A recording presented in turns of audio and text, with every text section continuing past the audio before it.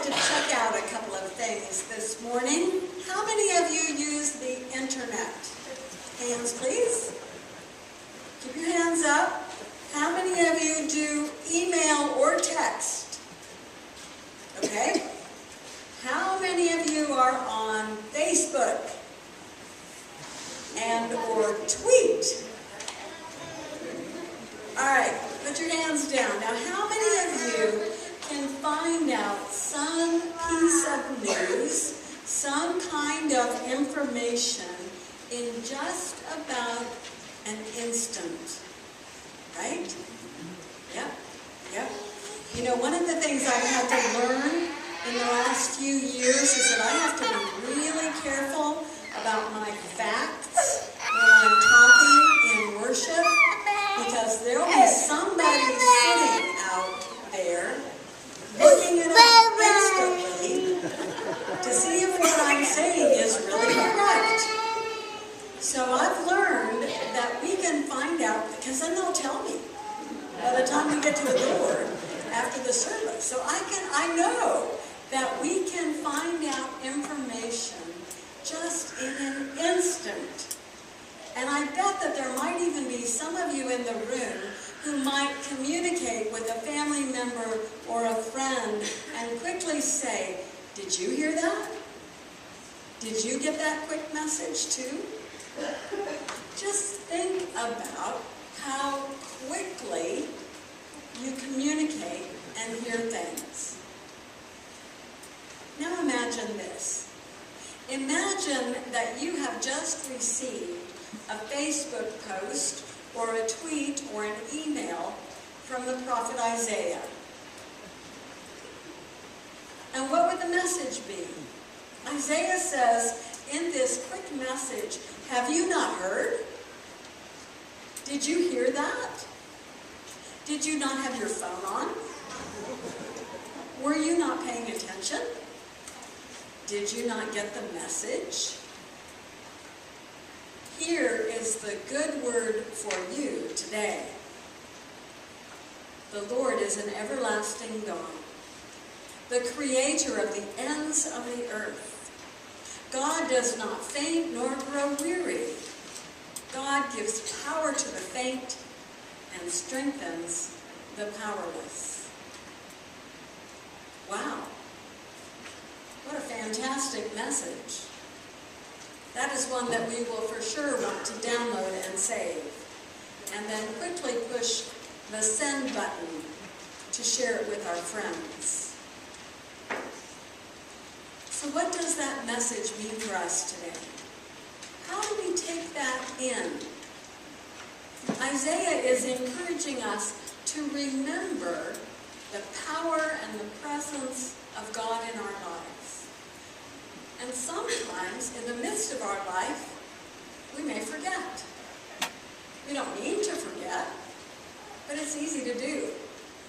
Or maybe, just maybe, we didn't get the message in the first place.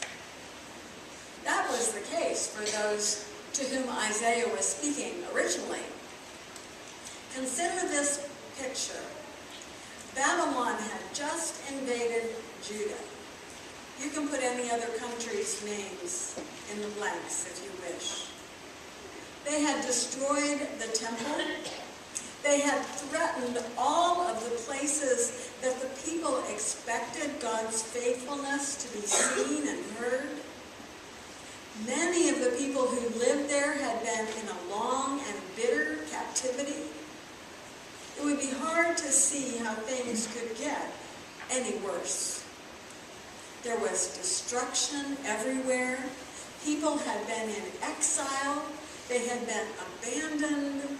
They had great despair, and there was chaos everywhere. And this crisis of the Babylonian exile had caused people to forget their own story. The story of God's attentiveness and dependability. The story of God's love for Israel. And because they have forgotten, at least for the moment, they are questioning. They are questioning the presence and the power of God in their lives, they're questioning their own identity, their own faith.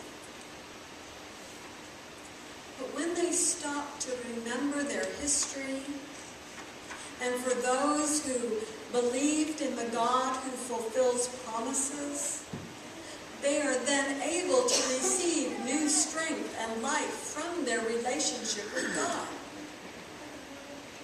And so the prophet Isaiah is reminding all of these Israelites that God will deliver them. God will bring them home. God will heal their broken hearts. And the ones who need the help the most are the ones who will receive it from our Creator, the one they know as God, the Holy One. Those who are feeling faint and powerless will receive new strength and courage. So for these people to whom the prophet Isaiah was writing and speaking, they were in very difficult times. And the challenges were so hard for them that even the people who were young were feeling faint and growing weary. Their hope was hard to sustain at times. But if they depended on God and waited and trusted in their own story, they received the ability to meet the challenges and indeed to rise above them. So we've got that tweet, Facebook post, message, email, text from Isaiah to us today. And it comes to us as a reminder, or maybe an announcement for the first time about who God is. Have you heard? Have you really heard? God is the source. God is the creator of everything that exists. God actively cares about everything and everyone, past, present, future. God is the source of all our energy. Nothing exhausts God. And God gives us that life and energy and renewal.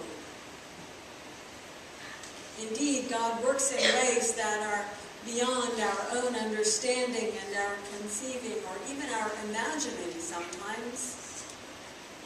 What matters is that God cares for us and calls each of us by name and keeps God's promises with us. It is in our faith that we receive this message today. Faith that the risk we take helps us remember that God is indeed trustworthy. In our faith, we trust God, even in those moments when we have not really heard or have not truly experienced the love of God in our lives. Our founder of our United Methodist Church was a man by the name of John Wesley. And he always liked to talk about what he called his Aldersgate experience. Now, Aldersgate was the name of a street. And John Wesley was a very educated man. He knew and he taught about the Bible and about religion. But one time in his early years, he was walking down that Aldersgate Street in London. And he had been having some challenge in his life. He'd been struggling a bit to connect his own life with the faith that he was teaching and preaching. And while he was taking that walk down Aldersgate Street, he had an experience when he said, "My heart was strangely warmed." And he felt at that moment the presence and love of God in a new way. It was a personal way for him. It was not just in his head, but in his heart.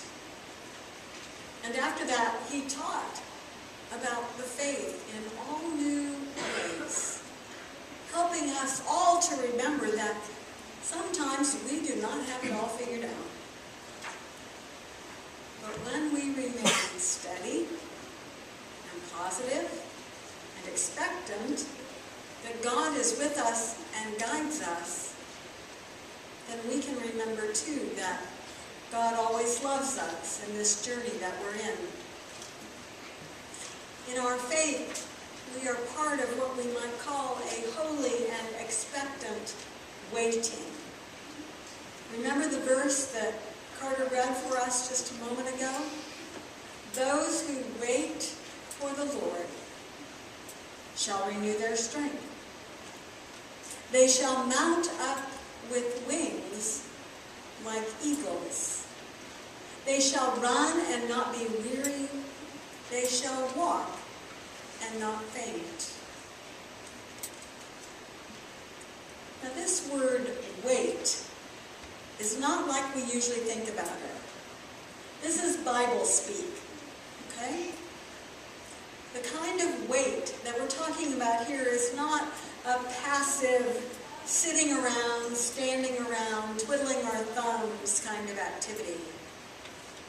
The word wait here means an active and responsive life that anticipates what God is doing in our world. We might say to wait is to be ready. Let's think about some examples of feeling ready. Think about those times for you when you've been called upon to be ready, to feel ready.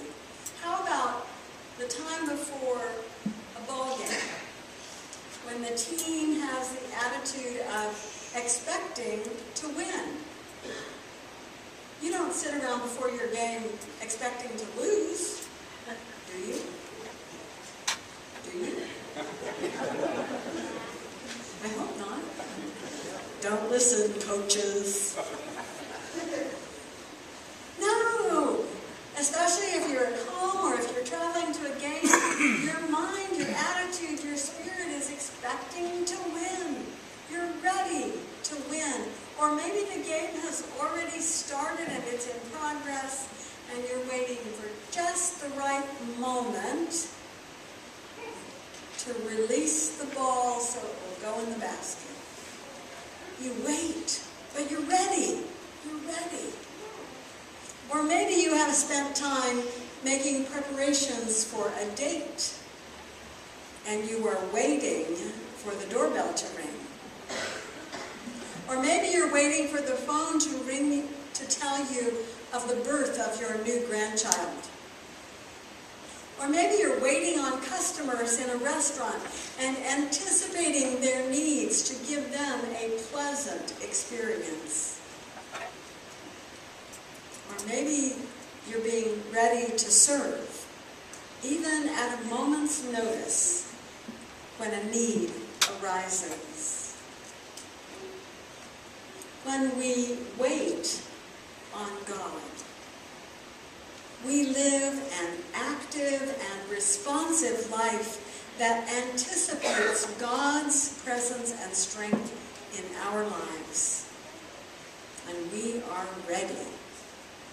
We have an open heart, an open spirit. We look forward to the possibilities. We have patience, filled with trust and hope. We know that we are learning and growing in our understanding and our faith in God every single day. We will never fully understand how God works in the world. And God's understanding is not likely to be revealed to us instantly, like we are accustomed to in our quick communications. Instead, we know how God works in the world through our efforts of living with God and living with God's people. When we take time to explore and seek and reflect and act with God.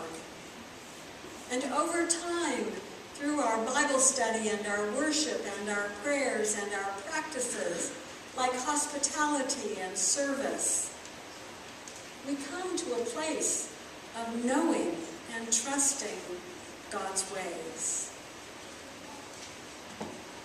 when we wait on God, we live. We live ready. We live anticipating God's presence and strength in our lives. And if we get tired, or maybe I should say when we get tired and weary, God renews our strength so that we can walk and run and even fly. Thanks be to God. Amen.